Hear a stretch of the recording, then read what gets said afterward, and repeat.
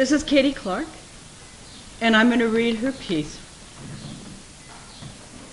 And it's about paper cutting, about art. I can do certain designs cutting with paper, but not the kind shown in the email that the one person did. It's very talented work, quite detailed, and 3D-like. For sure, I almost wouldn't mind meeting the person who did them and have the person show me how to do it. I hope it's not as hard as learning Etch-a-Sketch work. Although I can draw a paper clip on an Etch-a-Sketch, which I was just doodling with an Etch-a-Sketch one time, and then all of a sudden I realized that I had drawn a paper clip. The only other thing I can kind of draw on an Etch-a-Sketch is a house, sort of. That's about it. I'm not real artistic either. My mother is the only artistic one. The thing I'm really good at... It's actually... Let me read that. Hold on. My mother is not... Either is my mother. She is not artistic either. It's about me and her are both not artistic. Sorry. Yeah, that's fine. The thing I'm real good at is scrapbooking, which my grandma does as well. I guess it comes from being into photographs and so on, which makes me good at scrapbooking. Or maybe it's because my grandma is good at it, which makes me have the talent like her. I started my new volunteer work experience job at Food for Lane County last month doing kitchen work. I had to fill celery with cream cheese, but it wasn't easy because the cream cheese was hard to spread because it wasn't very creamy enough to spread. It was a little of a mess to do, but kind of fun at the same time. Also, a lot of people volunteer at Food for Lane County. I'm used to being at volunteer sites where there are just a few people or where there is just me and one other person doing a job such as custodian work. At Food for Lane County, you're surrounded by people doing different kinds of work. I do like working with a group more than just myself. It's easier for me. I don't volunteer at Food for Lane County now. I am now working at Pearl Buck, where I'm doing an assessment there. I want to introduce Lauren.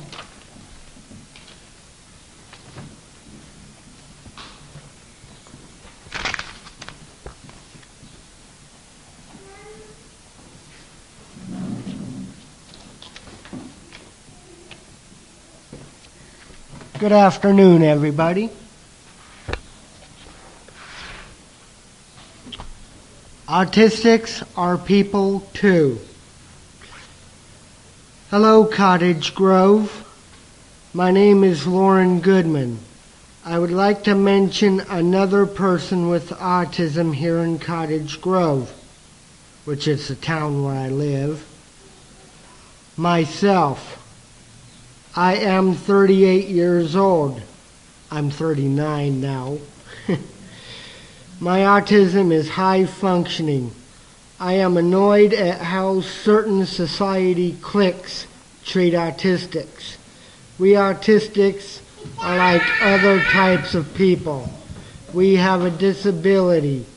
It may not be as severe as others. We autistics need to be treated fairly by disabled and normal alike. Are we not people too? I also wish that there was a support group for the autistics individuals, not just the parents, here in Cottage Grove. I may not be the only one who wants a group like this here, a group which accepts you as you are, a type of group who does not make one person more important than the others. I think that a group would be helpful here because I have lived here for approximately 6 years and I would like to become acquainted with other high-functioning autistics like me. Mary Min Sarag is a good person in my view. She does great work where she lives, Eugene. But what about us autistics here in Cottage Grove? I applaud Joe Hansen for doing this two-part expose on autism. It was a good thing for the autistics to be highlighted like this. Thank you for doing that. I hope that you have started up the awareness of another type of people which exist here. I am sure that all the people mentioned in the two-parter appreciated it as well. I am including their families and their loved ones and friends too. Add the readers too. I would also like to thank Cottage Grove itself too. The reason is our town is a compassionate place to live. Lauren Goodman, Cottage Grove. I'm now going to introduce Rhonda and Alex Webb. Hi. If I was given an open-ended ability to talk about autism, what I would talk about is making the environment friendly for the person with autism. And so it's taken us probably 14 years to develop it at our house, and we're fairly successful with it. We still have our problems, but first I'll have Alex talk about transitions. So,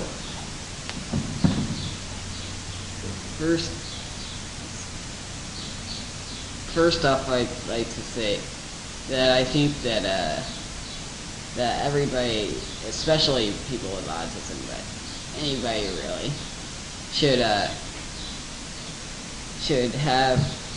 at least so many hours a day of doing good, useful things that they enjoy to do, and then in that way, hopefully making it so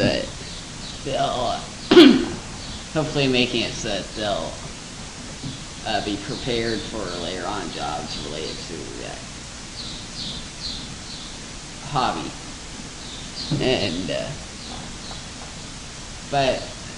And also another thing that I'd like to say is with things like therapies for people with autism, I think that therapies are usually good, but once you get like more than 3 in 1 week, then it can start becoming stressful and doing worse than good. If you have too many therapies and appointments for them all through it, then you can sort of backtrack. And so now going on to what I think that like the schedule for somebody's day should be sort of like, and I'll give an example of like mine, is that first off I like to have at least like 3 hours of being able to program and stuff, and have plenty of time to get my taekwondo or violin on the days that I have appointments for them, you know, and I still have plenty of time for other things also. And yeah, and an example of how that's sort of going into a career is that now my family has made a computer programming company, which is one of the main hobbies that I do, is computer programming. So then, you know, that helps a lot with the company. And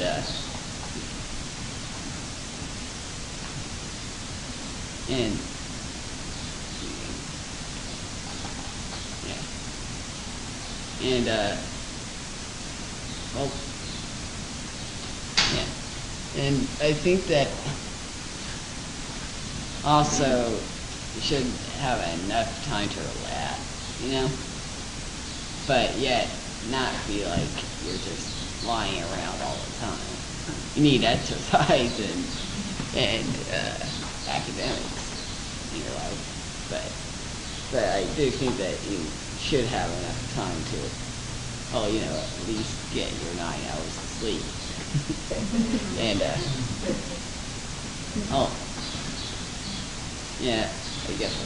So then from my perspective as being a mother, and I'm a homeschooling mom, I have to balance this with responsibilities of, legal responsibilities of everything we have to learn with what we want to learn. And so throughout the years we've kind of developed we spend more time on what they're interested in. And then we kind of push in the subjects that they really are not very interested in, but we just kind of have to do it to get it done with. But this has allowed them to really, really shine in certain areas. And like he was saying, programming is one. He's teaching himself C++ programming, and he loves science. And our house is like living at OMSI. We have projects all over the place. We have a green screen. Fiber optic lenses, microscopes, telescopes, computers. So it's like living at OMSI, but it really fits for our family.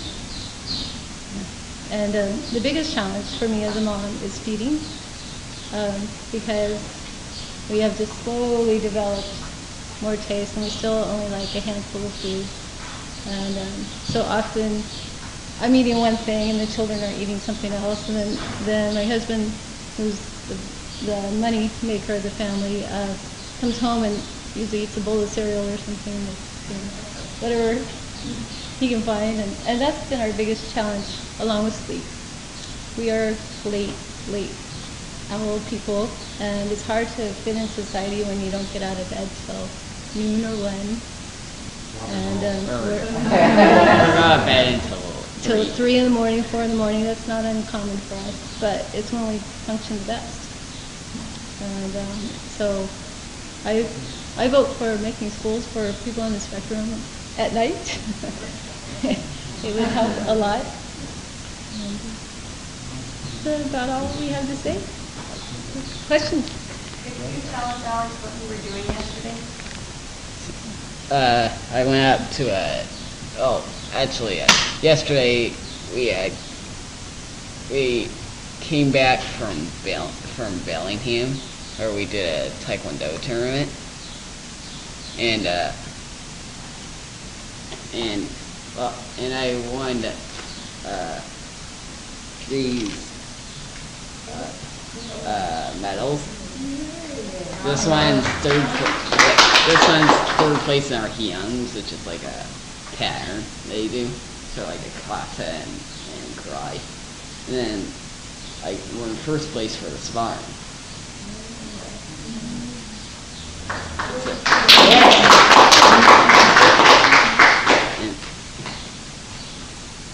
Could you tell us, Alex, a little bit about the computer games that you're developing? Well, there's one that we already fully developed, pretty much. So yeah, we're hoping that it gets on the market soon. Is one called Builder Dan, and that's for the autism research and stuff, and now we're also making one for Pine Tree here, for the retreats, where we have like pictures of a lot of people and have them sort of like bobbleheads and stuff, and you have to pick out what guys you want for different jobs and plan it out. They pick the campsites and everything. So your camp will be a successful camp or a very interesting experience, depending on sort who of a picks. strategy. So, you want to say about our website? Yeah, we now we have a website that's I believe www.wakecoolhome.com. Way Yeah. Cool Home. and and there you can find some information on our games that we're making and stuff. It's a new website, so it doesn't have that much on it yet, but we do have most of the games that we've made and are making. And both of the games support nonprofits. We're splitting our profits 50-50 with the nonprofit of the focus of the games. And so that way we help ourselves and help a nonprofit and help our community through quality education. You do homeschooling. Yeah. There's a big cry out in the world for inclusion and regular school systems. So you guys feel like you're missing something by not being part of this regular school system?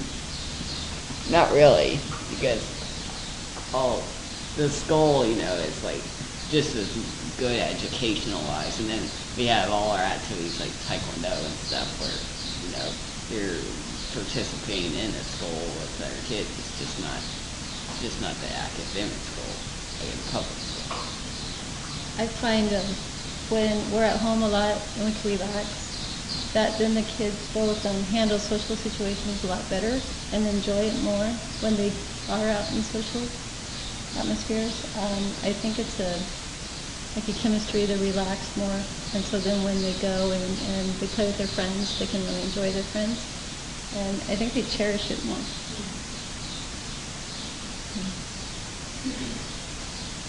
So if you were a policymaker, for example, would you recommend that the school system pay people like yourself to homeschool their own kids rather than spending money to develop special autism-related classrooms and aids and stuff like that in the school system? It's a hard question to answer because it depends on the parents, I think. I think some parents might have too much of a stress load to homeschool their child, and then they would need the quality education system, to back up. But for someone myself, it would really have come in handy to have a little bit of funding to pay for things. So there's both sides to the coin. Homeschooling is not for everybody, but it has been very good for us. So. Yeah. It's also nice that you can do it whatever time of the day that you're feeling the most academically involved. And Alex has won the who's of middle school for 3 years in a row based on his testing, his standardized testing, of being in the top 5%. But it's like this big gap. He scored above high school in 4 subjects, in first and second and third grade in 3 subjects. So when you average it out, then it brings him in the top 5%. I think just 1% on history. One question. His goal is to get a perfect section in the Got 99% on history.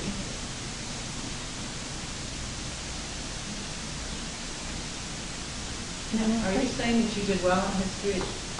Yes, he did well. He did post-high school. Just missed one question. What history do you enjoy the most? What do you have a particular thing you enjoy in history? Well, I sort of like medieval time period history and Asian history, and I guess some history of different places around like early America, but and other places also, not just America, and I also like ancient history a bit too. So you want to talk about your challenge subject? What's your lowest score? English? Oh, reading. No, not reading. not reading. Spelling. Spelling. I do really good at reading. So spelling's the challenge, and history and science is the best. I was wanted to say I was at an event yesterday where this young rock and roll band was playing songs about how we wanted to get the girl and said to the girl, can I be your scientist?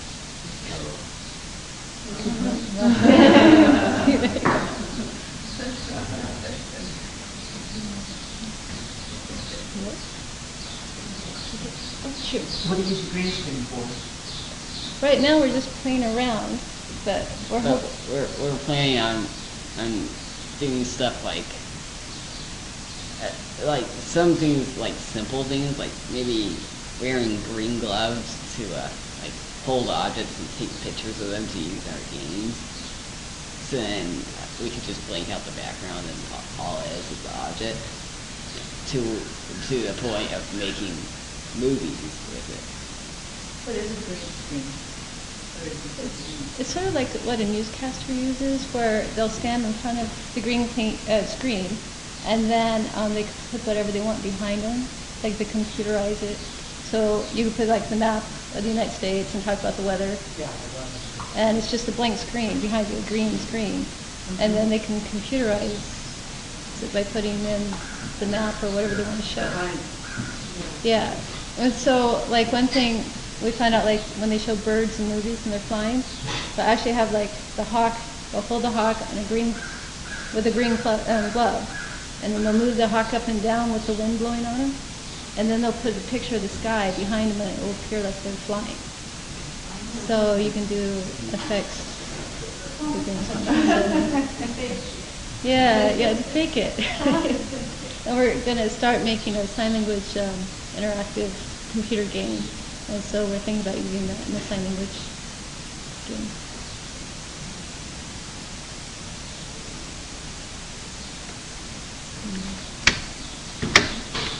Any more questions? I was wondering if you had this sensory thing that you were going to do. Yes, we didn't bring it with us. So we can't find it anywhere in here. I didn't send it in. Oh, wait a minute. Oh, no, I was thinking you were talking about my teacher. But what it was is we have this computer program that will type out what you speak, because the boys have a hard time writing, and so that way they can do more creative writing without the physical act of writing.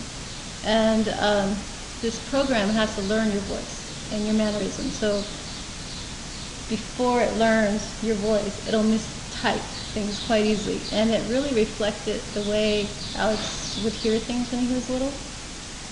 He was diagnosed with central auditory processing disorder, and he was at 12th percentile, which means only 12% of the people heard or understood what they heard less than he did. And so, like when he went to get his hearing tested, they said, "Let's go check your hearing." And he said, "I don't wear earrings." So it was like he could almost hear, but not quite. And the program really reflects that right now, because it hasn't learned other language yet. No, mine pretty good, but I had easier. Yeah.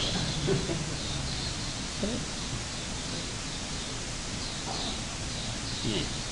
I wish that we could have done the demonstration. But this was great. I think the waves are way cool. Thank you. This is such a good community, and we can only just grow together, and support. And I think respect is the word I'd like to give out there, is respecting each person as an individual. And if somebody has a sensitivity, respect that, because people don't make up these things to bug you. And like when the boys were little, they had auditory sensitivities, and I think it was very painful for them to be around certain sounds, and until they were able to desensitize to that, I think it was cruel to have the blender on or the vacuum cleaner on or whatever when they were in the room. And as time has gone on, they've learned to deal with it, but it's been a slow process. And I think you should respect when people tell you that they have a special need. Do you have other sports or a hobby you're interested in? Well, I like bicycling, like soccer and stuff. I don't like do a team of that anymore. I mean, like, I don't exactly want to do the competition soccer yet, and then any that's not competition's not quite my level. So now the team soccer is really my level of soccer. So I just play it with my friends and stuff, and bicycling I, do often when the weather's right. Okay. So, yeah, I like violin a lot. I'm gonna be doing like an Irish song soon. I mean, like, yeah, called the Swallowtail Jig, or From the New Country. That's two different names for it, and it's a pretty fast one. And 2 weeks ago, he did a performance with Star Wars theme on the violin. So that's fun.